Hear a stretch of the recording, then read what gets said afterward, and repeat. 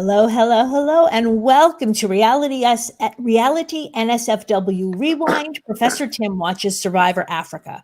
I am your host, Karen Eisenberg. Today we're going to be discussing episode 7, the merge episode of Africa. We are joined, as always, by Professor Tim. Tim, how are you doing today? I'm doing very well. You disappeared for a second there, Karen. Already? Let's hope we don't have any. We had a few little tech bumps last week. I have a new router, and hopefully that will not happen again. We are also joined by Tyler Lyons of My Weekly Meltdown. Hello, I'm really excited to be here. What a blast from the past, right? Like it's crazy, like how much Survivor has changed over the years. But it's really great to like go back and revisit like the roots of the show and when like 30 million people were like watching these people, you know. So I'm excited to talk about the merge episode with you guys. Agreed. And I feel like on the one hand, right, it has been 20 years, but on the other hand, I would argue that the things that made Survivor great, right, we are already seeing in this episode. And I'll just go on record right now. I know some people say Africa is, not a great season. I will fight you.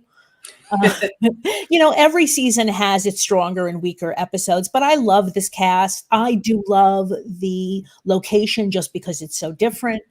And I'm really excited to talk about it. Yeah. So we're just going to pick up from, remember last week, there was a tie between Lindsay and Big Tom, and Lindsay went home, right, because of past votes. So Brandon has done a 180, and at least he's claiming that he's happy that Lindsay's gone. And he is also definitely playing the game because he wants to create some distance from Little King. Right, because he sees the possibility of a little mini pagonging right within this tribe. Because now we have 3 people from Old Boran, 2 people from Old Samburu. And then Tom says, another one of great Tom's quotes, he says, he refers to Brandon and Kim, he says, those 2 words, nervous as a whore in church. Classic Tom. Yeah. I mean, which again shows that, Tom does understand this game. Some people just kind of look at Tom as, amusing, but not much of a strategist. He understands the strategy just fine. Yeah. So before we go on to the episode specifically, specific points, I do want to share that. So I have reached out to various people from this season. I sent a message to Clarence about 6 weeks ago, I guess, when we started the season. And I heard from him last night.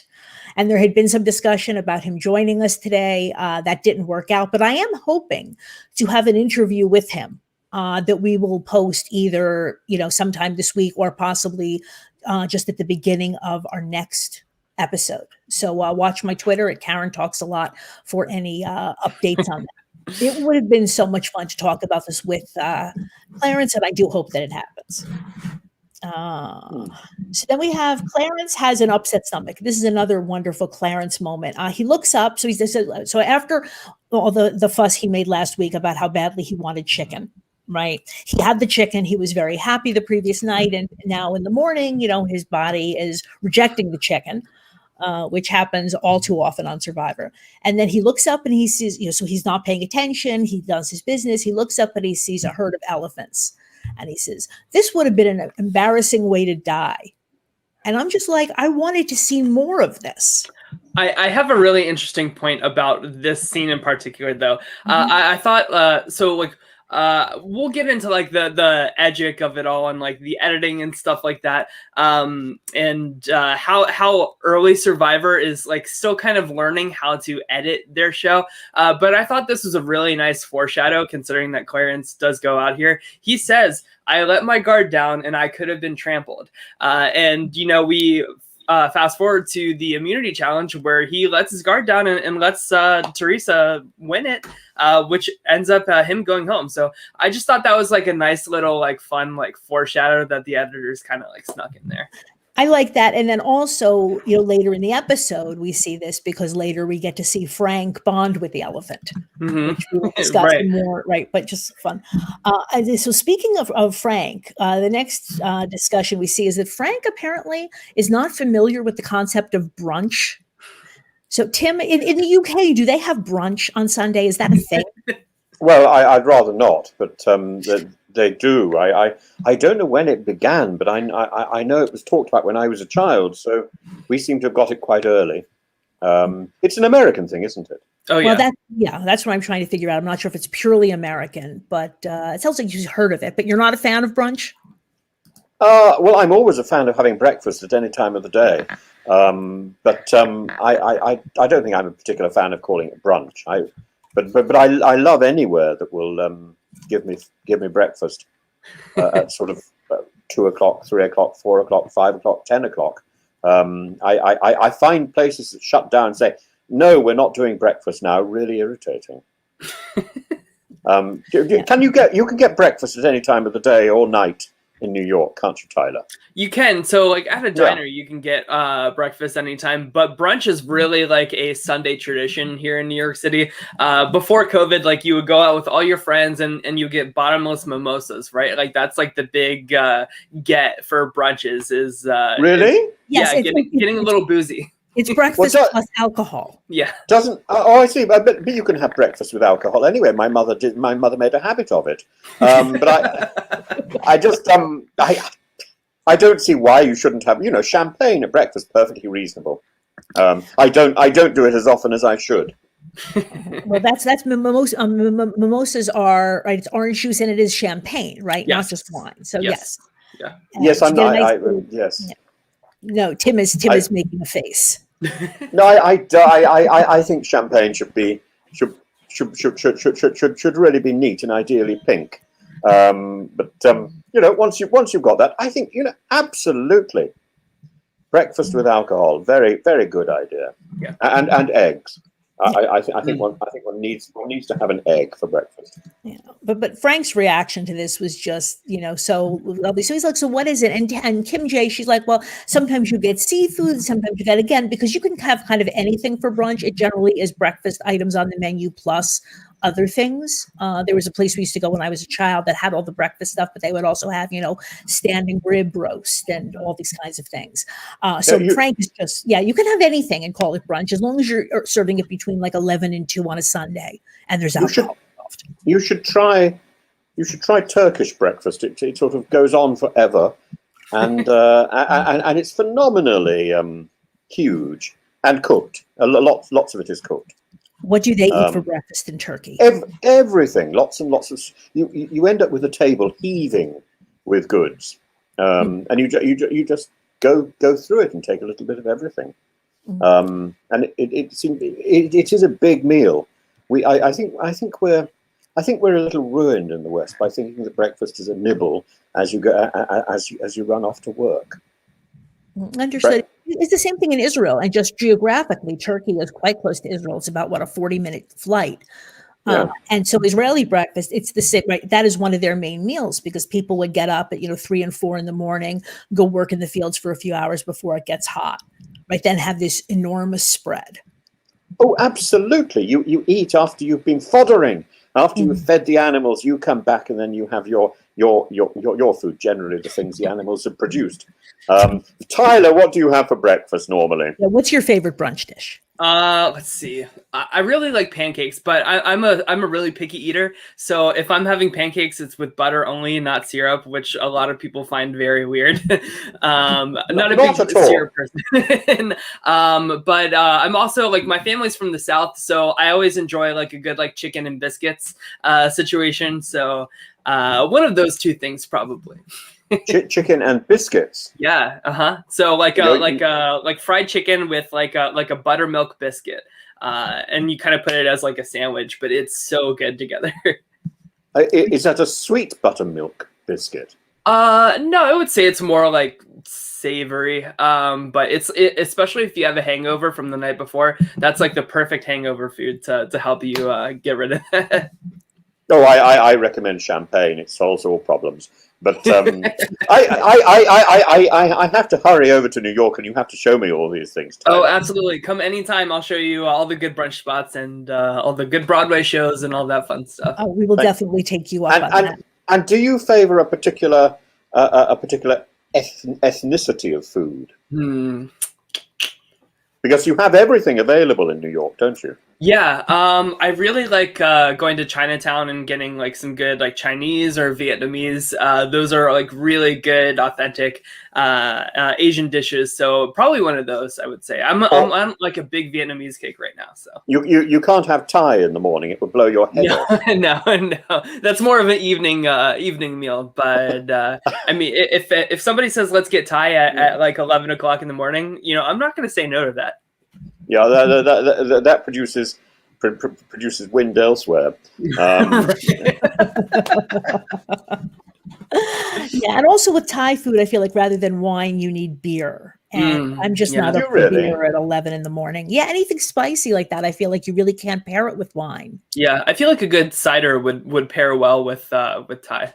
Oh, that could work. Yeah. Now in Britain until quite recently, until about the 17th century, if you did work, you were expected to be paid also in beer, in ale. So the workers in Britain didn't drink water; they drank ale. So they were permanently drunk. I'm yeah. Hence the profusion of pubs. Maybe I should look into that if 2021 is anything like 2020. There we are. There we So are. So then we see. Yeah, Can we just go back to the episode a bit, because I want to register my deep dismay at Brandon's disloyalty. I was beginning to warm to Brandon greatly, and then he disses Lindsay with such ferocity, such determination. I know it's strategy, but it's so disloyal. I hear what you're saying, but again, I do think I'm glad that you're also acknowledging it is good gay play, right? That once someone is gone, just in general, I would say, even if they were your closest ally, right? Once they've been voted out, oh, you never cared about them, right? Your real loyalty is with the people who are still here. Yeah. And also, based on Lindsay's reaction, last week, she was, she said it's a game, it's fine. I think she would actually kind of be totally in favor of Brandon doing this, right? Yeah, but then other people were joining in and saying, how glad they were that she'd gone because she was tiresome. What do you think, Tyler? So it's really interesting to me, like the evolution of strategy in Survivor history, and how like in early Survivor days, like you just like didn't do that to people. Like you didn't like go back on your word. You like it was like a very personal, like we're going down with the ship kind of thing. So the fact that like she was cool with them jumping ship and voting her out, I thought was really big of her, and I want to give Brandon praise for being this like early kind of like hints of strategy, right? Of like, I see the writing on the wall. I'm not going to go down swinging. Like this is my chance at $1 million as well. Of course, we see that with future players kind of like move along the strategy aspect and take away the personal from it all. But it was interesting to see like here in this specific moment, this is where like those lines start to be blurred a little bit. It's very interesting. You have to think like this is oh, sorry, go ahead, Tim. No, please. You have to think like this is like what, like 2003 that this is airing, I think, or 2002 or something like that. Very early in not only Survivor history but reality TV history. So like we're still like they're still like writing the book at this point in history in terms of like how people play these types of games, how people treat each other, how they're represented on television to these like 20 or 30 million people that are watching it at the time. It was a big deal at this moment. So yeah, and it's interesting to see like the strategy evolve and kind of take over the personal of it all. But it's very interesting coming to this fresh. And Karen, you were talking last week about this trilogy of episodes, and I was sitting here thinking, I don't really understand. I don't see the structure of the trilogy at all. Now, within 5 minutes of this episode beginning, what we got was sort of a second act, or even a third act in a feature film. We got a sort of recap. And then we got a redefinition of all the characters. And all the characters that you've been telling me to look out for, who I've been poo-pooing and thinking, oh, that's not really very interesting, or I got different opinions of them, they were all redefined in the first 5 minutes of this episode. Yeah. And I don't know whether you picked that one up. Brandon is redefined as a strategist now, and last week I was thinking I like Brandon. Now I'm not so sure, but I can see that he's quite an interesting player. Clarence was redefined on the loo. Kim, the older Kim, it completely takes over the spirit of the first 5 minutes of the episode. Mm-hmm. And for the first time in the season, I like her. For the first time. And I'm warm to her, perhaps because she is the older woman, but we saw several times in previous episodes, right? She was falling down, and then I believe it was last week, right, with the challenge, and she was quite sure about one of the trivia questions, and she was wrong. But yeah, she really does come into her own here, and it does make sense because this is the merge episode. So in a sense, we are kind of rebooting the season. These are the people now who are going to be important going forward. She commands those first few minutes in this episode with such dignity. Mm-hmm. I think in production they were trying to get the characters sort of make definitive statements. Kim succeeds. Brandon looks as if he's doing a U-turn. Clarence is just busy doing something else. Kim succeeds, and Lex becomes extremely creepy, and that's really the shift. So all those, so I say, I started to get interested in Lex. I started to get interested in Brandon. I'm less interested in them today because a different character has emerged. But I'm terribly interested and supportive of Kim. And my goodness, for the first time, all your stuff about Teabag, and all your love for Teresa has suddenly emerged, and I know why it's there today. It's the first time I've seen it. She's really quite a gem, not only in this season but in the Survivor universe as well. She's still like heavily involved with Rob over on Rob Has a Podcast, like interviewing these like older school Survivor players and everything, and she actually has a chance to come back in Survivor Second Chances, but she's one of the people that's not voted by America back in, and people say it's like such a travesty that T-Bird didn't get to play again because she's just such a treat, and it warmed my heart to see her breakout episode here at the merge. And she's breakout into song. Yeah, literally. I was going to say she actually is still in the mix. There's a lot of chatter that there might be season 43, so like a year from this fall, that there will be possibly another Second Chances cast, or it could even be next year, but I'm hearing maybe the following year. In any case, T-Bird has definitely thrown herself back in the ring. Yeah, right. She's nearly 60 now, and I've asked her, are you still up for starving and sleeping on the ground? And she very much is. Yeah, she is ready to go back. Like, if Survivor were to call her tomorrow and say, "Hey, T-Bird, do you want to go back to Survivor and play again?" She would be so down, and she is so ready too. Like, she is so fit. She is so she's ready to play, guys. So I hope that we see it someday. She hasn't even aged. Yeah, she looks exactly the same. Very impressive. Yeah. So then, and now we also have, somebody playing. Yeah, we have Brandon playing, and then we also see Kelly playing, because this is the first time we see that there's a little bit of a crack between Lex and Kelly. Right. They've been presented to us. On the one hand, we know that Lex, Tom, and Ethan have, I don't know if it's a formal alliance, but they definitely are close. Yeah. But I thought Kelly was fully in with them. And now, she's watching him. So Lex makes what they call Uber spoon for Tom, right? He makes a different spoon, they make their own utensils because they don't get, utensils to eat with. And so he made, I guess, a larger spoon that's easier for Tom to eat. And Kelly looks at this and says, he's playing the game.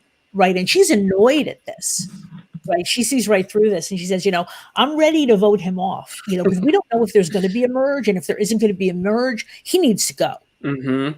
Yeah, I really enjoy Kelly Goldsmith is one of the best people in confessionals this season. She's so funny. She's so I think she says he's a totally weird person. It's annoying. He's politicking, and the dad jokes don't work on me. I feel like anytime we hear from her, it's always going to be a laugh. I really enjoy Kelly Goldsmith. She's good. good TV. No, and she talks of the dad voice as well, doesn't she? Mhm. Yeah. Yes. Which, Yeah. I had to do a double take on that one, but she's quite right. She's quite right. Lex changes the quality of his voice depending on who he's talking to, which is quite strange. Well, and he does have two children. I guess back then they were, I don't know, maybe elementary age. So I guess that probably is the voice that he puts on, right? Yeah. When he's talking to someone he thinks of as a child. Yeah. Yeah. Do you have different voices, Tyler?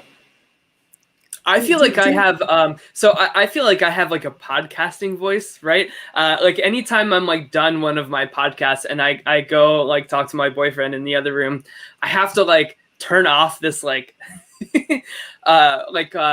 more like proactive, like outgoing voice. Like I'm a very introverted person, but not in like the frank way. So I need to like chill a little bit, like anytime I like go off air. But yeah, I would say I talk a little differently on like podcasting than I do in real life. I don't know how that would translate to politicking in Survivor though. I don't know. Well, we'll have to see if you develop a dad voice with the puppy. Yeah, that's true. That is very true. I'm sure I will. Oh, you have to have the same inflection when you speak to an animal. Yes, right. Like we said, consistency is key. Right. and sit. You have to get the final T. Right. Tim, do you think that you would have different voices out there for different people on Survivor? I'd really hope not. I'd really hope I've got the same voice for everything. But Karen, do I? Well, I was going to say, I mean, with all of your impressions and all of that, I would argue that you almost have a different voice for every topic. But I would have a different voice for every topic in the same way, whether I'm broadcasting or whether I'm talking across the table. Wouldn't I? I don't know the difference. Yeah, in terms of you on here versus you on Instagram versus you in real life. Don't see a huge difference. I mean, I assume it's the same thing that Johnny says about having been on Survivor. It's himself on steroids. Yeah. Yes. And Karen, do you notice different voices in yourself? Oh, I mean, well, I certainly talk to the cat, like she's either a baby or an annoyance, depending on what she's doing. Of course, at this point, my children are adults, so I don't. Yeah, but I guess I just use the mom voice occasionally. Sure. I mean, it's still available when needed. Oh my, because I don't think I have a mum voice. Yeah. I just have a naughty boy voice, so it's just permanent, I think. Right. And so we are just back to this interminable thing. Are they going to merge? Are they going to merge next morning? Now we get this quote from Clarence that was actually in the next time on the previous episode. Clarence says, we got mail. It's big and it's nasty. And then it turns out that there's this, I guess they're tree mail. It's a poem that's written on a glass bottle. And this is a classic Survivor challenge that we continue to see to this day. Yeah. Where basically you just have to stand there with your arm up, right? There's some kind of a wristband on. And if you move even a slight bit, you will get a bucket of water dumped on your head. Technically, I think it is a form of crucifixion. Elaborate. Because crucifixion is designed to suffocate people. And because of the position with the arms up, you're restricting the chest and therefore forcing a person to suffocate. What you don't have is the dropping motion, which really puts the weight on the chest. But essentially, I would have thought there's a limit to how one can stand with one's arms up in the air. I don't know whether anybody's done it, or somebody must have done a scientific experiment. But I would have thought 6 hours is pushing the envelope seriously. Yeah, I mean this has to be close, if not the record for the longest amount of time that this particular challenge has gone on for. 6 hours and 20 minutes, especially in that African sun, is no joke, right? So very impressive for Teresa and Clarence to be up there for that long under those conditions. Yeah, I think the only one that might be longer was Christian. in David versus Goliath. But he had a similar way of dealing with the pain, so T-Bird, decides to sing. Yeah, that's So true. Christian is in a much later season. He's a professor, right? So he just basically starts a soliloquy / a discussion with Jeff Probst that went on for several hours. But the idea is to just take your mind off the pain. I think that really is what this is about. And the pain is suffocation. But I mean, it would have been visually more exciting if it had been studded with arrows, I suppose, a sort of iconography of Saint Sebastian. But we're in that. I'll have to defer to you on, the whole crucifixion thing, right? Because I'm Jewish. But I didn't realize that you're saying that actually suffocates you, but you only have one arm up. It didn't even occur to me that your airway would be impacted. I just thought it was a pain issue. Yeah, no. It's a constriction of the chest, but no, suffocation is crucifixion was a major Jewish punishment. One of the attacks on Jerusalem, people were actually crucified around the walls. So it was a nasty Roman execution, and the Romans had plenty of lovely executions. Excoriation is one of the best. So this goes on, like you said, for over 6 hours. About 2 hours in, Probst starts bringing in food, right? And I think at this point we still have Lex, Ethan, Clarence, and T-Bird in it. And Probst comes with a cheeseburger, and nobody wants it, so the eliminated players get to eat it. This is something that does not happen in future seasons, right? The food just goes unclaimed. Then it's a half an hour later, Clarence says maybe a pizza. They bring a pizza. It doesn't happen. We have to go through this point by point, but then when it gets down to Clarence and T-Bird, and I think a few hours in, he had also proposed this rock, paper, scissors, and she had kind of just ignored him. Yeah. But so after 6 hours, he realized that she's just not going to break down. They go back and forth, and there's still chicken, salad, corn on the cob, all this food waiting. Finally, and she's so cute here, though, because she says, you're stronger than me. You can win more immunity challenges than me. And Clarence says, they want me to go on too because I'm strong. And she says, you made that up. You're trying to trick me, and I don't like it. Right? And then Clarence says, I'm not Silas. Do you trust me? And she asks him the same question. And again, I think this might be the first time that we really see that T-Bird is kind of playing the game. Yeah. Very, very impressive. And, I think Clarence has a good point here, right? I'm the one who has the target for being a physical threat moving forward to win these immunity challenges in the game, right? If Teresa doesn't win this, she can easily blend back into the background of being a strong player, even though she made it this far in this challenge. For Clarence, he can't do that clearly because he's voted out here because he's a threat, right? So yeah, I see his point. Right. So after 6 hours, she does win. Clarence finally gets to eat, and we have this new merged tribe, which is not yet named. They walk back to what used to be the Boron camp. And Frank's comment here, he says, it's kind of, and everybody's chattering and very happy to be merged. And, and then Frank's saying, it's kind of like I got an invite to the Wagner family reunion, but my last name is Smith. Right. Why is he suddenly so disconsolate, so morose, so taciturn? What's gone on? Because I think he knows that, he's not really fitting in here. Like he says, he's kind of with either group. With either group. Right. He does seem to have a bond with Teresa, but other than that, we just don't see him interacting a lot, with these people. And I can only blame the two groups so much. I think this is more Frank than anything. Just kind of being a drag, personality wise. We hear from Kelly plenty of times about how he's just really unpleasant. She says that there is there's medication to fix this problem. Yes. Well, he says that, right, Frank is introverted and antisocial, and there are prescription drugs, and perhaps he should be on them. Yeah, right. And I agree with that for Frank. I mean, like, everybody's trying to bond, like, get to know each other for the first time. Very important part of the merge, even like 40 seasons later in Survivor. Very important to like connect with these people for the first time. And he's just like, yeah, I'm gonna go get some more wood. Never have I ever broken the honor of a handshake. Like, what a buzzkill, right?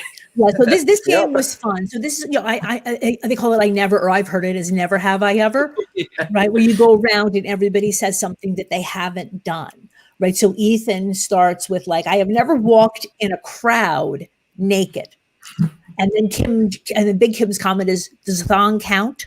And then Tom admits that he has been turned on by a 56-year-old woman, which I'm assuming he's referring to Kim, right? So that was cute because I thought he was referring to Teresa. No, Teresa's only 40 at this point. Kim is 56. Okay, because like earlier, Tom is like, my wife knows I'm just a man. Teresa looks pretty good out here, and I didn't think that those comments aged very well. I think that's a little creepy and disrespectful to his wife, but that's the Southern way. Oh, Tyler, it's horrible, and when mixed with the body language, it's really quite disturbing. Yeah. I have a solution for Frank. Yes. I have a solution for Frank. I think he should have gone off with Teabag, and they should have done some musical numbers together, because clearly she's got the vocal resources for that, and I'm sure he's a secret little Hugh Jackson lurking underneath there. There's a good tenor, I suspect, and I think they should have sung their way through some the hits of Me and My Girl or Anchors Away. But you think, see, I guess because, Frank is just kind of so humorless, I can't imagine him like enjoying tap music dancing or tap dancing or anything for that. Now I place that in your mind. You can't you? There will be memes of Frank putting on the Ritz with Teabag. So anybody who's in the chat or listening to this afterward, we've seen all these Bernie Sanders memes this week. Tim, I'm not sure if you're familiar with this. I've acquired one. One. Yes. Right. So when Bernie was at the inauguration, right? So he was sitting by himself in his very practical green parka and a pair of mittens that apparently had been knitted for him by a constituent like 2 years ago. And so people have taken him and kind of dropped him into all different moments throughout history. So I actually have my cover photo now on Facebook. He's a tribal council in I've seen that one. Lyons, so funny. Yes, somebody stuck him into one of my pictures, and so it looks as if I'm having tea with him, which is rather charming. But I think if you've got mittens knitted by a constituency, if you've been given a bribe, why not show it? Be honest. Yeah, absolutely. But of course, I don't have the technical know-how to do this, but if anybody wants to start dropping Frank into various scenes, I would not be opposed. Well, you know the person that we ought to ask. I can't remember his name. He begins with an R, and he's been doing these amazing songs from the shows about Mr. Trump. Randy Rainbow, you're referring to? Yes. Oh, he's spectacular, and he's on pitch. He's bright. He's clever. He puts Lin-Manuel Miranda almost to shame with his wordplay. Sondheim, I think, would be impressed. And I think he could do something beautifully with Frank and Teabag in his bedroom. There we are. You see, that would make Tom jealous. And then we do get this back to this never have I ever game. So Brandon says, just kind of, has to come up with something. He says, I've never had sex in an airplane. And T-Bird says, I have. Yeah. Which again, not so surprising. He's a flight attendant, right? Yeah. Although somebody did mention that, I wonder if this is still possible after 9/11, right? Are they? I just assumed it might have been a private plane, right? I'm not assuming that she's doing this on a 747, that's full of passengers. Yeah, I But mean, that's if you're a flight attendant, you know, Or you probably have a lot more access to opportunities than your average Mile High Club member. right. yes, or in full view. Maybe you just have to travel in first class. Yeah, that's Mhm. true. I wouldn't That know that life. probably helps with those beds that lie flat I and wouldn't all know of that. anything about that. So, Well, I only know because I've had to walk through first class and business class, on the way to the cheap seats. right, yeah, yeah, Looks a lot more comfortable right. than what I'm familiar with. Uh, You know, yeah, and then again, I was going to say, I once got booted up to first class in Olympic Airways, and I thought, oh, this is terribly exciting. But all it really was a curtain. Mhm. It was exactly the same stuff, really.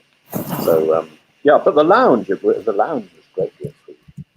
Mhm. Well worth it for the lounge. Yeah. Yeah.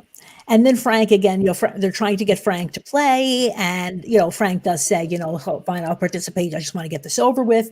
And he comes up with this idea of, I will have never broken the honor of a handshake, right? Which is not really in the same vein as, the sex, jokes that people have. But so it's this awkward pause. And there was like, good answer, good answer. Right. It's a, it's Imagine, a, like it's a so if bit. you're on Family Feud, right? And somebody comes up with this answer that's really off the wall, and you're just like, good answer, good answer. What were you going to say, Tim? It's a bit Masonic, isn't it? What do you mean? Well, handshakes and stuff. Do you think his son is called Louis? I just wonder, was he making some sort of Masonic statement there? Was he trying to root out if there were any brothers, if anybody else was on the square in Africa? Maybe Tom. Was he looking for another form of alliance? I don't know how strong Masonry is today in America, but I know it was in the past very strong. I know very little about this. Yeah, I don't know. Yeah. Yeah. I'm touching on a delicate subject there. Handshakes. That's what it's all about, I think, isn't it? Oh, God, what a boring answer. Yeah, Such a he's fun game. trying, right? But everybody, tries to respond warmly because he is trying to integrate with the tribe. He's just not being very successful at it. No, if he is making a stab to see if anybody else is Masonic, it makes sense. I don't think it's a throwaway answer. I think he's making a serious stab to see if he's got any alliances anywhere. I wouldn't be surprised if he was a Mason. Mhm. Really. Well, if he was putting that down, it doesn't seem that anybody else, picks it up. But he is successful in kind of breaking the whole thing up, which is fine because he wants to go get wood anyway, right? And then we get, more of the Lion King music that Tim loves so much. Oh, I loved that. That made me so happy. This is what's missing in like modern Survivor is like the culture that's attached to whatever location that they're in. And I really love how much they embrace just like African culture in this season. It's really, I really enjoyed it. So I'm right there with you, Tim. I love it. Yeah. Keep it up. Keep it coming. Let's go back to Africa for a season. Maybe not. But there was a lot of elephant at this point. yeah. Yes, I was going to say we have another callback. So we had that Clarence does encounter with the elephant, and now we have Frank attempting to bond with an elephant. So, Tim, what were your thoughts on this? Both of you, Tim and Tyler. I think the elephant was clearly quite taken with Frank. There looked as if he was quite ready for a handshake, or at least a hand job of some sort.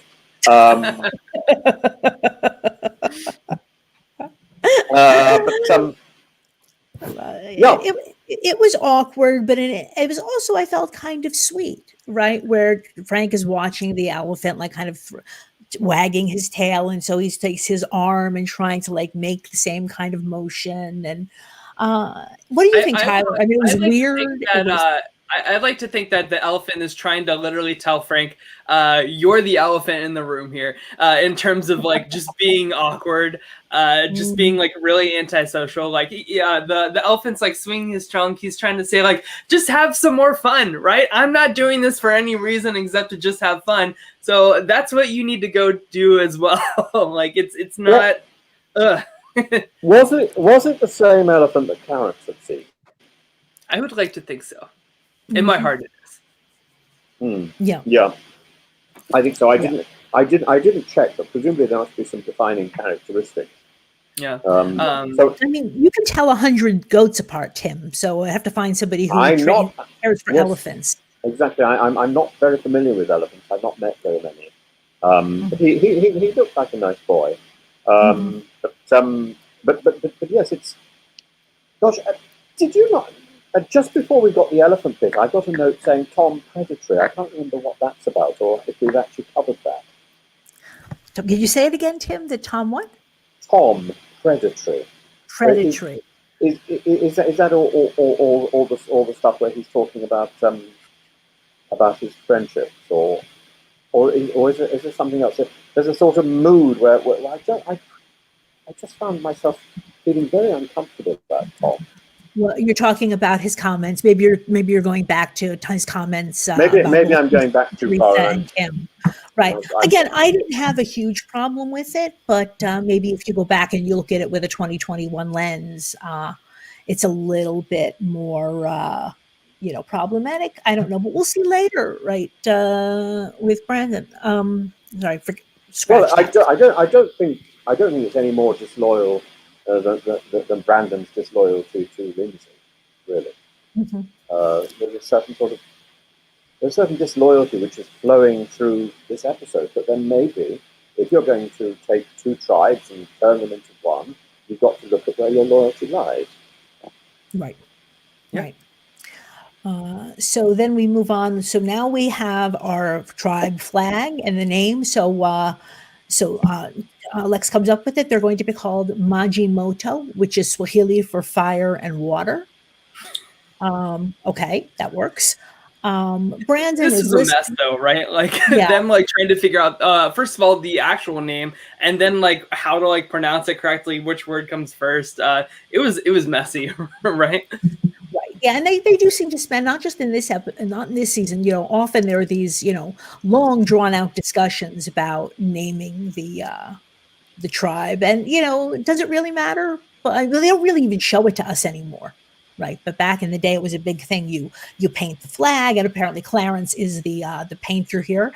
And I wonder whether he's using the same paints that he was using. Was it back in the second or third episode where he was like his war paint, right, and defining his abs, and right. So he's using that on the flag.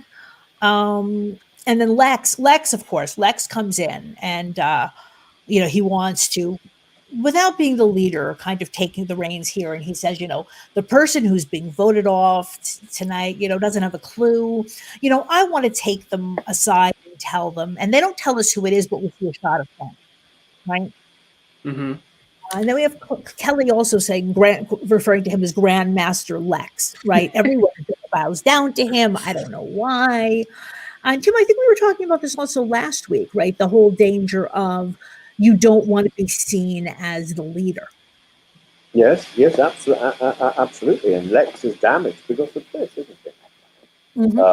Really. But Grandmaster, I hesitate to point out this is another Masonic reference. It's about how do you bond, and what systems do you slip into, and I think these people have tried so many different forms of bonding. I just think they're searching for some sort of language, and the sort of things which we bond with in ordinary life are not available here in Africa. You can't take somebody out for a meal or brunch. Mm-hmm. Yeah, I think that Lex can't help himself sometimes in terms of like getting himself into this role. We'll see it again in a future season. I won't spoil anything else for you, Tim. But Lex, he can't help himself sometimes, and I just found myself like really cringing at this whole like him going up to Clarence and saying like, "Listen, I'm just gonna be honest. I'm gonna tell you man to man. I'm gonna be honest with you." Like that makes it any better, right? And he says, "We're voting you out tonight." And Clarence takes it about as well as you can, but like I feel like that's just like a big no-no in Survivor to do something like that. Really? Would you not do it? I don't think so. I mean, like maybe like no, actually, I don't think I ever would. I just it's that really gives Clarence like the opportunity to play like the rest of the time that he has, right? To spin the vote to somebody else. Like you want these people to be so disarmed, right? That they're not working any other strategies, trying to get any other plans brewing, because who knows, maybe that could flip back on you, right? What could you do if you were Clarence and you were told, let's say at 10 o'clock in the morning, you were going to be voted off at 10 o'clock in the evening? That gives you 10 hours, 12 hours to actually do something. What would you do? I mean, we heard from Kelly plenty of times this episode that like I think it should be Frank instead of Clarence. You know, just say like, listen, like Frank, he's not like somebody that's not like physically weak or anything like that. Like he's doing he's like collecting all the wood and stuff like that. Like he's proving himself to be a physical asset. We have plenty of physical assets here. Like let's just take out the easy vote here for the first merge vote. Let's take out somebody that's like really not clicking with the rest of us. Is he going to be somebody that works with you down the line, Kelly? No, but I can certainly be. So you and me, Kelly, let's get the votes together to get Frank out instead of me. That would be my pitch. Right. And then Kim Johnson also says, right, she feels like she's being told what to do. Right. It's just the way that it's just the way that he is going about this, right? Rather than asking people, what do you think? And kind of make people tell him what they're doing. Lex apparently is just going around basically telling people, oh, it's going to be Clarence tonight. Yeah. And, so you think this is Lex's idea? In fact, Lex has arranged this. Right. Well, we have seen, even back, in the first couple of episodes, right, that there were some, there has been history between Clarence and the rest of the tribes, and I feel like it's just continued that in a sense Clarence has been in trouble since he took 2 cherries out of that can back in episode 1. Well, wait a minute. Lex was in the other tribe then, wasn't he? Right. Yeah, right. He was not there. I misspoke. And Lex remained in the other tribe. I think everybody knows about it by now. It seems that when the tribes were shuffled, right, that all of that history was shared with everybody. Yeah. All right, but at the same time, in fact, this is the first time Lex and Clarence have had to chat to each other, isn't it? They have never been. And Lex takes him to one side, puts his arm around his shoulder, and says, "Clarence, darling, we're going to vote you off." Right. That it's not very good bonding, really. It's not making very good use of his time. I mean, Tim, I want to ask you the same question, Tim. What would you do if you were Clarence in this situation? Well, I would start working on the people I don't know, and I would work fastidiously hard, but I don't believe, I'm afraid, Tyler, in articulating things verbally. I don't think words work. I think words have a habit of rebounding on you. I see. So you've got to do your campaigning, you've got to do your strategizing in some sort of practical way. And I think Lex's idea of making a tool for Tom probably was quite a good idea, but it was all a bit late, all a bit sort of over the top, really. Yeah. Right. So Clarence, this I guess is almost the only thing you can do in this situation, right? He starts to say that, he thinks Kim and Brandon should go before he goes. Right. And Tom, is happy to discuss this because we're told again that Tom wants Brandon gone. Right. We don't know why. We're not told why, but we kind of feel like we know why. That they have just not bonded. And then T-Bird says, I'm not going to vote for Clarence. Right. He honored his word. Right. When we played rock, paper, scissors in the immunity challenge, I said I wouldn't vote for him. He stepped down and I need to also honor that. But Clarence, in the event, Tom does not vote for Brandon, does he? No, in the end, he does not. Interesting. Yeah. So, anything else before we really are plugging through this episode because there were just not a lot of huge surprises in here, if you will. But anything else before we actually get to Tribal Council? I don't think so. I mean, like one other thing that I really enjoyed was just like the fun little character moments that were sprinkled in that I find are kind of missing in Modern Survivor in replace of like more strategy. So like for instance, like the intro sequence, right? Like I really missed watching that. I really like Ethan and Lex like dancing like because they were a little tipsy after the merge feast. That was really fun too. Just these like little character moments. Yeah, exactly. The little whoop thing. Instantly, just once again, Ethan plays this episode so well, so well. He doesn't. He drifts to the background, but he's not. He doesn't disappear at all, and he lets other people do all the work. I mean, this is just monumental leadership. Right. I don't know how deliberately he is doing this, but it will certainly become something that people do very deliberately going forward. Whereas there is a risk with being Lex, right? There is the risk about everybody seeing you as, Grandmaster Lex. The position you want to be in is you want to be kind of second or third in command. So that if somebody starts to come after your alliance, right, you are not going to be first in line. Yeah. So we get to tribal council. Probst does tell us that after this vote, the jury will start. Right. Yep. So generally, merge happens, then the jury starts right around the same time. But sometimes it's been off 1 week in either direction. So here, normally, I guess in a modern season, it would just work out so that the first person voted after the merge often is on the jury. But in Africa, that's not the case. Explain, Karen. Sorry. So I'm saying, normally now, I guess in more modern Survivor seasons, well, often now there is a final 3, not a final 2. And then a jury often of even 9 people. They can start with the merger cast. So that rather than merging at 10, they might even merge at 12.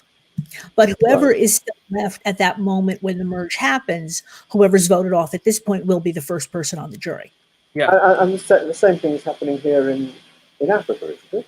Well, no, but here I'm saying when Clarence goes home, he is not on the jury. He's not on the jury. Oh, I thought he was. No, because at this point there's a final 2 with a jury of 7. Right now we have 10 people left. Sorry, go ahead. I misunderstood that completely. I didn't get that. Yeah, I actually didn't realize that until I looked at like the Wikipedia for Survivor Africa and like how the votes shaked out. But it makes sense. I mean, you can't have like an even jury number when there's like 2 people in the final 2 because then it could be a tie and then what happens then, right? So it has to be an odd number, but I just find it odd that like somebody makes the merge and doesn't go to the jury. I find that strange. I didn't realize there was Wikipedia on Survivor. It's fascinating. Oh yeah, yes, they have really good charts for like voting histories. Yeah, but don't go looking until if you've seen the season because you will get spoiled on everything. Right. Oh really? Right. I'm not a great Wikipedia surfer, I must say. But I did on one occasion find myself there, which was rather entertaining. I think often these Wikipedia pages about people are written by them, right? Or not in this case. Not in this case. No. Write a nice article about you. Yeah, it was a little bit black. It's sort of got all the wrong biases, but yes. So I go down in Wikipedia as Tim Wilson, politician, which is the most modern. It's the most insignificant part of my life, I think. But there we are. That's what I am. Well, feel free to hop on and edit it. Right? There's nothing. I don't think I'd know how to do it, and I would always be afraid of being sort of having the whole thing censored. So I think you don't interfere with what other people have written. And if other people want to read that, that's their job. It's in the public realm now. Yeah. So now we do have a nice little moment with Brandon here in Tribal Council, right? He's talking about Frank and he says, I have known Frank since day one. I never saw him smile or, crack a joke. But, in the last few days, I have actually seen him crack a couple of jokes and I almost had a stroke, he said. Right? He saw a kind of softer, more humane side of Frank. But we didn't. Right. We didn't. And this comes back to the thing of show not tell. Yes. And if this is true, why didn't we see it? Or and so the question is the edit trying to tell us? Is the edit trying to guide us here into something different than the reality, or is Brandon trying to massage something and to give is Brandon actually helping Frank? Why? I'm assuming that there probably is some truth to it. And I agree with you, right? They should show us and not tell us. They've gotten so much better at this than they were in Borneo, but there are still obviously moments where they don't really get the moment on camera that they want. And so they end up telling us about it. Yeah. But yeah, of course, if he can't, at this point, anybody who is still left after tonight is going to be on the jury. So he knows that Frank is not a fan of him, and probably vice versa. But he's trying to patch up that relationship, right? Trying. Yes. You can only do so much with Frank. Right. But he's trying, and I respect, I respect the attempt. Yeah. And then you get Big Tom also saying, yeah, that was a little party, that was great, but back to the game.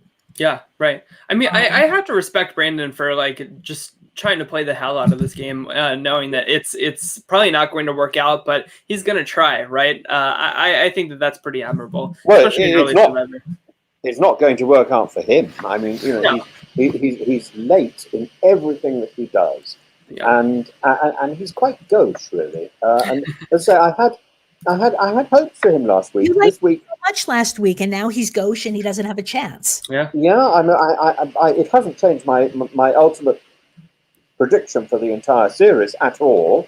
What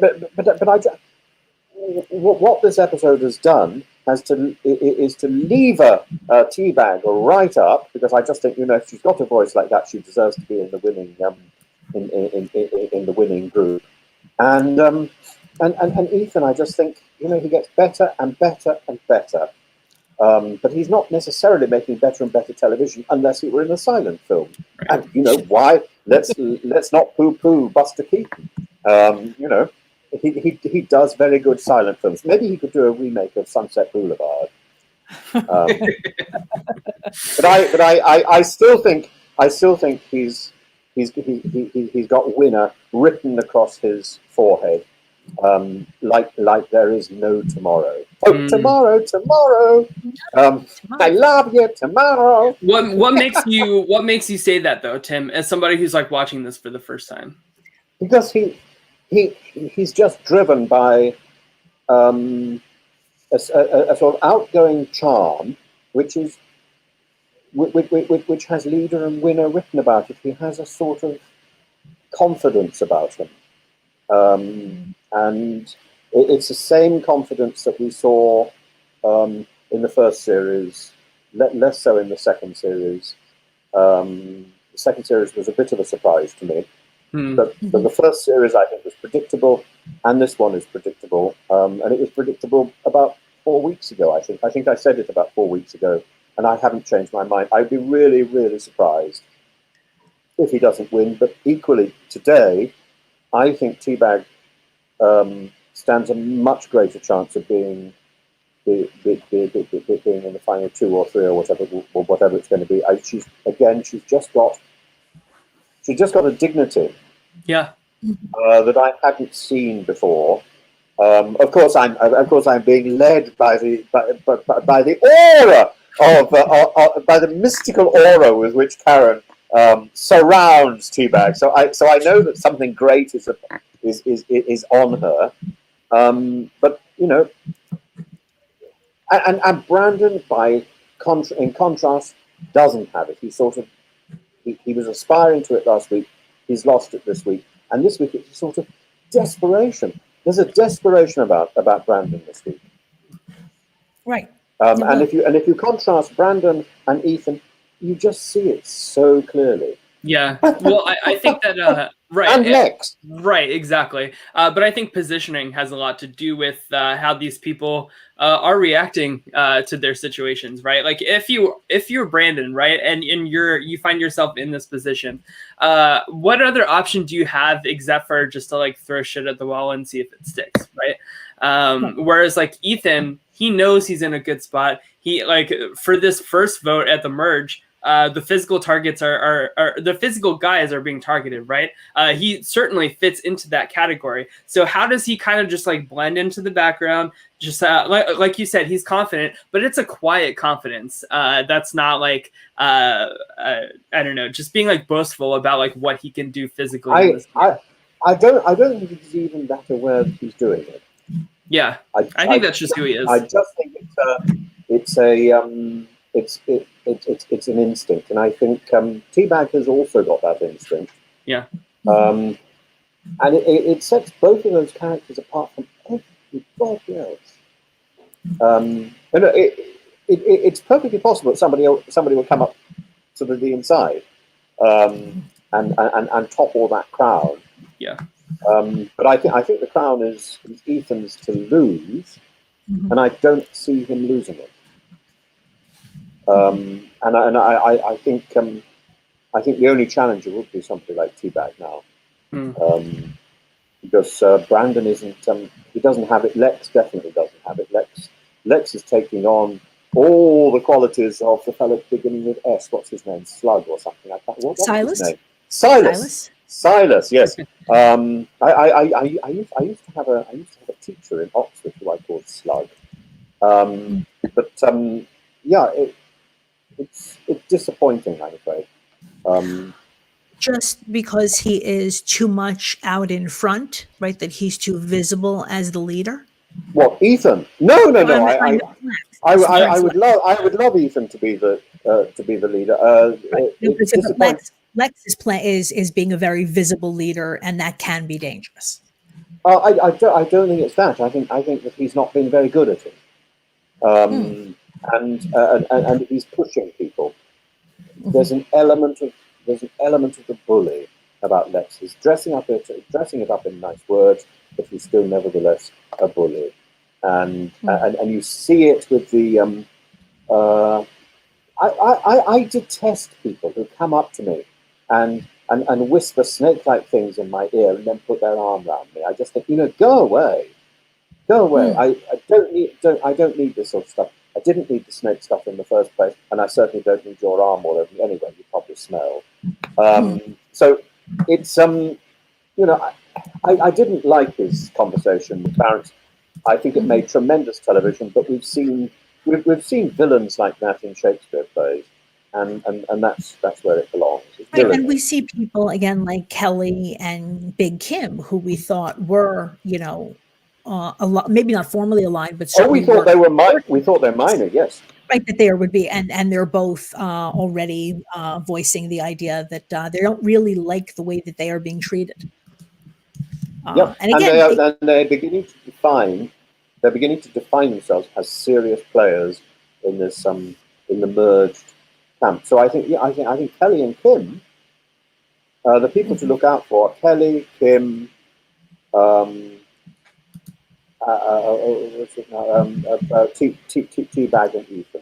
That's it. Four. The rest are almost irrelevant. They're all going to drop out. So you think your top four will be Kelly, Big Kim, Teabag, and Ethan?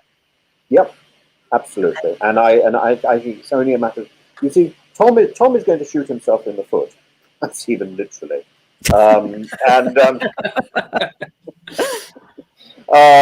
Brandon is going to overplay his hand. Who else do we have? Lex has already overplayed his hand. So his stay is temporary. So, I'm sure there's somebody else, isn't there? No, I mean, what do you think, Tyler? And Tyler, again, you and I are both spoiled on this. Yeah, so it's hard. I think Kelly, certainly in terms of like her visibility, right, is somebody to watch. But it's kind of hard to separate visibility and airtime with just being a good, funny narrator.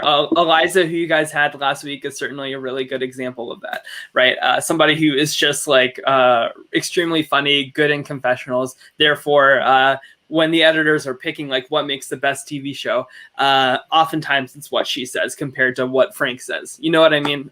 So it's hard to like separate that. But Kelly Goldsmith almost came back for Survivor Heroes versus Villains, I think, but she had to like last minute decline. But I would have loved to see her back on that season. Yeah. Yeah, I mean, I kind of remembered her because, again, I hadn't seen this season in probably 10 years when I went back and started to rewatch it. But she is, she's a, minor character up to this point. But yeah, she's great in Professionals. And I didn't really remember much about her. Yeah. And so it was a nice surprise that she's also like, there's so many people now playing the game, right? In Borneo, we had one person playing the game. Right. And on Australian Outback, we have 3 people, I would argue, playing the game. And now almost everybody is actually trying to play the game. Yeah. Now, Tim, I want to ask you, like, what do you think about like the location this season compared to Australia and Borneo? Oh, I think the location borders on criminal. I think it's so dangerous, and I don't think there's enough to take over. I don't think there's enough to take home to justify the shared danger. Yeah. So they actually the reason that they have it's like basically like gated, right? Is because and they had to have staff around them 24/7 because of lions, right? Like they were worried that like lions were gonna come and like eat them. So you're right. Like it's very like the conditions, especially like the heat, are just like so much tougher, so much drier than like any other season that they've played. So I really like my heart goes out to these people that are here playing in Africa. Can I ask you a question? Because Tyler, you probably Sure. know the answer. Yeah. Or Karen, Mario may have mentioned. I don't know. Do they have water in this merged tribe, or do they have to go and get it? I think they have to go and get it. And I think that they walk like they go to get it, but I'm sure that they're like accompanied by production to make sure that like they're safe. Yeah, I don't know. I was just hoping that some of that giant tin of water. Well, they did go back to Boran, so that jug is there, I would assume, but I don't know how much is left because when they got it, Probe said that that's enough water. That's 1 gallon per person until the merge. So if they haven't used all of it up, then they may have some. Yeah. But again, they're not going to have enough to get to the end of the season. Right. Yeah. Yeah, so they have to go back to getting their water out of that elephant dung infested creek, which it's like sticking your head down the loo and drinking water there after somebody else has visited. Yeah. I'm not sure how the water situation works for that season, but I just like have heard stories about like how unsafe it was and how much like production had to like. I mean, think about how expensive that must be to like have like staff like on call 24/7, probably with like guns and stuff just in case. I have a feeling that the locals, don't get paid that much to spend the night standing outside with their elephant dart gun or whatever. That's fair. But it also compromises the game. So whenever you've got someone taking recording a scene, they've got to be positioned in such a way they're not seeing the stuff with the guns. Right. Well, just like they have to learn, at this point I think there are fewer cameras, but now these days where basically there's almost, 1 camera per contestant, right? That just being able to stay out of each other's shots. It's amazing how good they are at that and how rarely it happens. Right. Well, that's another thing too, Karen, is like they don't really have a lot of opportunity to like go have a conversation that's not within like eyesight of somebody else, right? So I feel like it makes for unfortunately for more groupthink, for less like blindside opportunity, because if you see Clarence talking to Kelly to try and get Frank voted out here, me, if I'm Ethan and I see them like talking like in the corner there, I have to think something's going on, right? Where like in Borneo or in Australia, there's certainly a lot more opportunity to kind of like sneak away and have these conversations. So. Right. That definitely is an issue because we've seen also in later seasons where even just if the weather is bad, right, and they end up spending days sometimes stuck in a shelter, and it's the same thing. You can't have a conversation, right, because everyone can see exactly who you're talking to. There's not likely to be any screen romances. I mean, we're not going to have a Tom and Brandon moment, are we? Most likely not. No, probably not. But remember, season 4, right? We've spoken about this. That season 4 was supposed to be shot in Jordan. Yes. Right. And then they had to move it at the last minute after 9/11. Interesting. So again, you would not have the same, the wild animals, but it's still desert. It's still very hot and very dry. Yeah. We would have had camels. It would have been lovely. Well, we kind of go to like the opposite next season. So next season is Marquesas, and it's really known for like the bugs and like just like the humidity. So we're kind of getting like both extremes back to back here. Right. They just have to come up with new ways to torture the contestants. But so yeah, we should go through the votes. So there's some cute little asides and voting confessionals here at Tribal Council, more than we usually get. Ethan has this speech at Tribal Council where he says, I have a tough time looking someone in the eye and saying, I love you, you're my best friend, and then voting them off. And his state is, I like truth. Thank you. Don't we all in Survivor, right? I understand what he's trying to express, but again, Ethan, so Lex would say the same thing in 4 flowery paragraphs, and Ethan's just like, I like truth. Yeah. Clarence does vote for Lex, and he respects. He says, you talk to me man to man, and I respect that, but I just want to make it a little harder on you on your way to winning this thing. Yeah. Right? I'm going to put a vote on you because we all know that in the case of a tie, past votes are going to break that tie. So he's like, I appreciate your little man-to-man chat, but here's a little souvenir going forward. And this is the last season that they do that. Yes. So like there's a rule change coming up next season, Tim, where like if there's a tie, they don't go back to like previous votes. They go to like you can vote once again, and if it's still a tie, then you go to a rock draw. So the 2 people that got votes are safe, and everybody else that voted has to. What now? In Marquesas, what's a rock draw? So.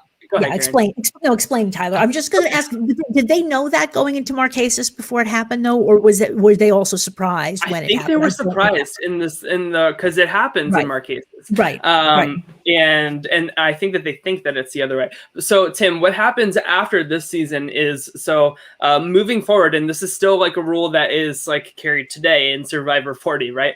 So if there's a tiebreaker. Say Lex and Clarence have like a tie here at the merge. Jeff says it's a tie. We're going to vote again.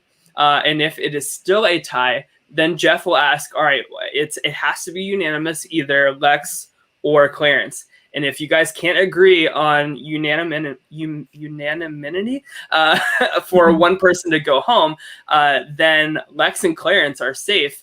Everybody has to put their hand into a bag and take out a rock. And then at once, like everybody has to show their rock.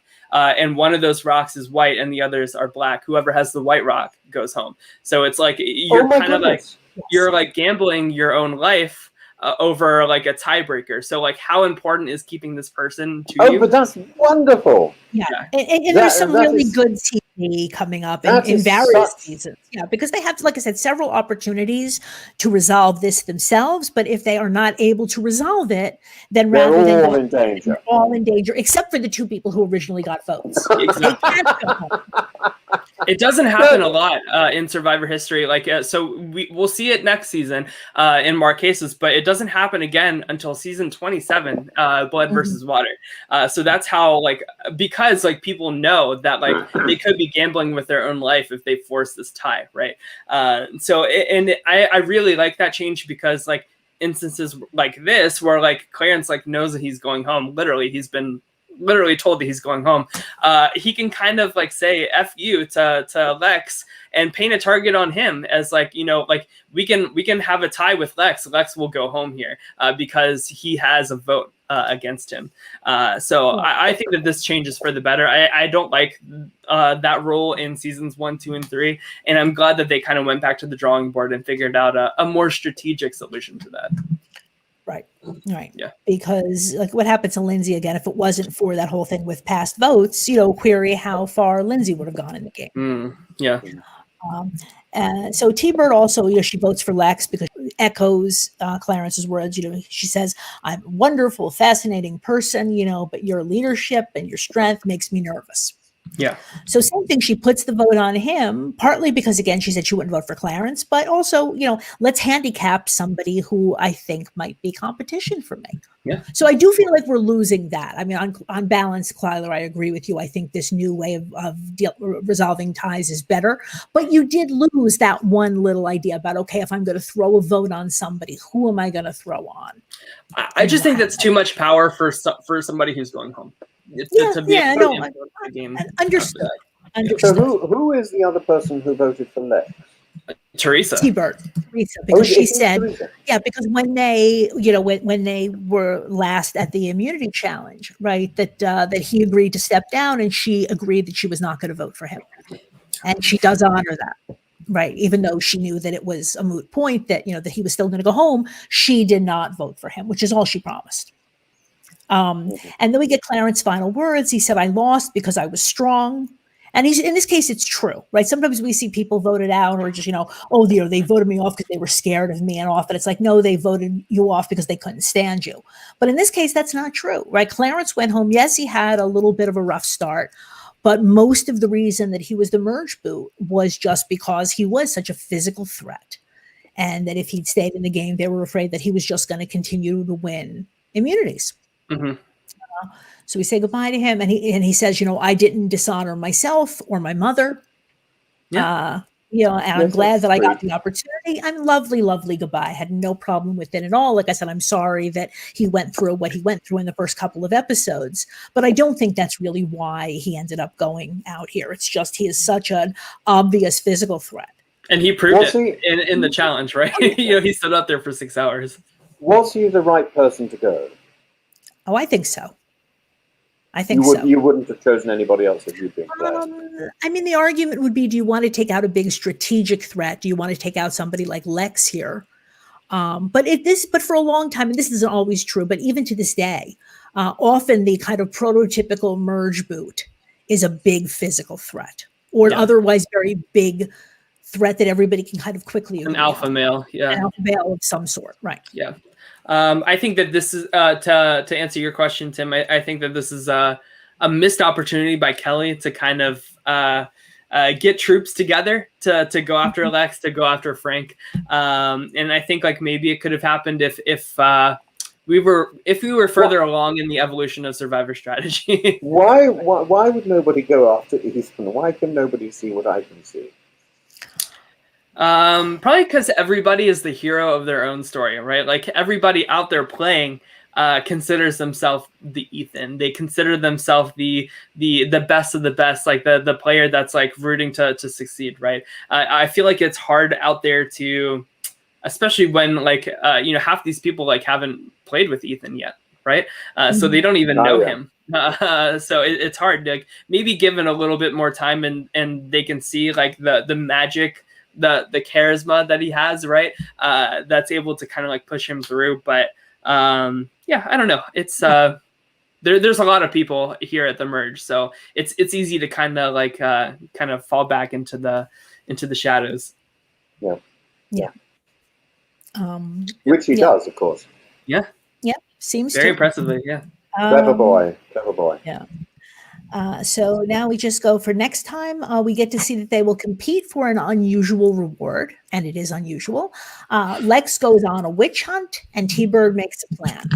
And we did see, yes, that Lex, even though, Clarence did vote for Lex, I say very deliberately. T-Bird, again, had to vote for somebody. Lex does not take this well. And he is determined to figure out who voted for him. He's not the first person to have done this, is he, in this season? Somebody else had as a witch hunt. Who voted for me? I'm trying to remember. A few weeks ago. I can't remember who it was, but I do remember it was sort of laboured effort. And again, I think it was a man who was. No, I can't remember. I don't know who it was. Somebody else was about 2 weeks ago. Was trying to work out who would vote. The most famous case of who voted for me that I can think of is in Survivor Pearl Islands when Rupert. Oh, Tim, I can't wait for you to get to Pearl Islands. That would be a treat and a half. And I'm happy to hop on anytime to talk that season. Well, we'll watch it together with your new dog. Yeah, exactly, perfect. That's Johnny's season. But in addition to Johnny, there are a lot of very big characters. And yes, another situation like this where somebody gets a vote and does not take it well. Yeah. So anything else before we put this episode to bed? Again, there was not a ton I felt like to discuss just because, it was kind of telegraphed, I feel like, from the beginning that it was probably going to be Clarence. They kind of a little bit of a red herring that maybe it was Frank, but it never really was going to be Frank. And now we go forward into Moto, the future exploits of Moto Maji, right? Not Majimoto. You would think I would know this by now. Fire and water. Right. So Tyler, why don't you tell people where that people can find you at My Weekly Meltdown and elsewhere? So we are on My Weekly Meltdown. We cover a bunch of reality TV, like usually like Survivor, Big Brother. Currently we're talking about The Challenge, which is very exciting. That's Allison's wheelhouse. Like she loves talking that show. So we're going through that. We also have a Patreon where we do like patron exclusive shows. So right now we're putting together a Hunger Games simulator of some of our favorite characters that we've covered over the past year. So I can't wait to see if Jeff Probst accidentally steps on a landmine and blows himself up. Who knows what will happen there, but we're going to be doing that on Thursday. But you can find us on YouTube, Spotify, Apple Podcasts, like all the big stuff. So definitely come check us out. Like we usually go live just like you guys here. So we love like all the chat participation that we have and stuff too. So if you are available to join us live, that's always the best viewing experience in my opinion. So definitely check us out there. Yeah, and I joined Tyler and Beth Dixon a few weeks ago to discuss the finale or the last 2 episodes of Heroes versus Villains. Yeah, that was so much fun. That was a lot of fun also. Yeah. And so Tim, tell people where they can find you. Yeah. Is that me? Yes, that's you. Sorry, you dropped out for a second. I can be found on Wilson. Oh, can I? No, Professor_Tim_Wilson, which is on Instagram, and Twitter is Prof_Tim_Wilson. Then there's a blog called animate-tim.com. Is there anything else? Oh, YouTube. Yes. YouTube is Zontal Films Limited. I'm going to do this in an American way. It's ZONTULFILMS LTD. And I'm putting up new stuff all the time. At the moment, I've been putting up lots of comments about Mr. Trump and Alexei Navalny. And, yes, I know. I saw your video about that. Yeah. Quite an interesting case. And for me, you can follow me on Twitter at Karen Talks a Lot for show updates. I am also trying to use my Twitter more, but because I am very old, I am often, I do most of my posting on Facebook as Karen Bell Eisenberg. If you want to know what I think about things outside of reality TV, that's the place to check that out. So next week we are going to be joined by Alex Kidwell. Oh, cool! He's a really good guest. Yeah, he's very active on Twitter and on Twitch, talking about all kinds of reality TV shows. Yeah, we've had him on our show a bunch of times. Yeah. Good. This will be fun. So if you are enjoying what we're doing here, please consider checking us out at adfree.nsfw.com. That's where our patrons get to see all of our shows ad-free. So our regular shows that are available to the general public, we are now covering The Challenge twice a week. On Wednesday, immediately after the show, we go live with Lauren Pratt and Alex Trias, just for like a live reaction show. And then the following evening on Thursday, Johnny comes back with Zach Hacker and Marie Rodas, right, who has been on, I believe, 5 seasons of The Challenge. The only thing that's more entertaining than Marie is Drunk Marie. So definitely worth checking that out. That's true. And then in addition to Rewind, we also do 2 additional shows every week just for our patrons. We are watching/rewatching Australian Survivor season I 2. love Australian Survivor. 2017.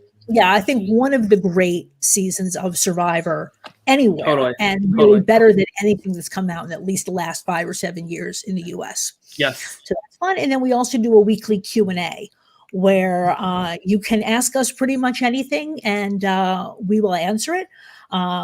I know that I was asked this week among my 3. Sorry, Tim, you're not on this, so you're not part of the question. But in terms of Johnny, Zach, and Matt, I'm supposed to play Fuck, Marry, Kill with these 3, and so we have fun. There's a lot of nonsense, and we have a good time. Also, besides the Patreon, the way Johnny first got started, right, even before Patreon, was selling Survivor T-shirts. I'm wearing one now. I'm wearing our now it's a Survivor NSFW T-shirt shortly before we had to rebrand. But we have a bunch of T-shirts, and for current seasons and past seasons. And if you purchase a T-shirt, you do get a phone call from Johnny Fairplay. Cool. And that's how I got started on this. I want to say about 4 years ago, I heard Johnny on another podcast. He was just starting his own podcast. He was selling T-shirts. I was kind of enamored by his whole story about, turning 40, finding Jesus, stop drinking. I bought a T-shirt thinking, that'll be nice. Maybe I'll talk to Johnny Fairplay for 30 minutes. I'm sorry, for 30 seconds. We talked for about 45 minutes. And the rest is history. And now I podcast on his network. So yes, if you want to get to know Johnny a little bit, just consider buying a T-shirt. We will see you all next week. Please, everyone, please try to stay safe, stay healthy, wash your hands, wear a mask so that this can be over already. And we will see you next week at noon Eastern, 5 p.m. GMT on Reality NSFW Rewind. Bye, everybody. Bye, guys. Bye-bye.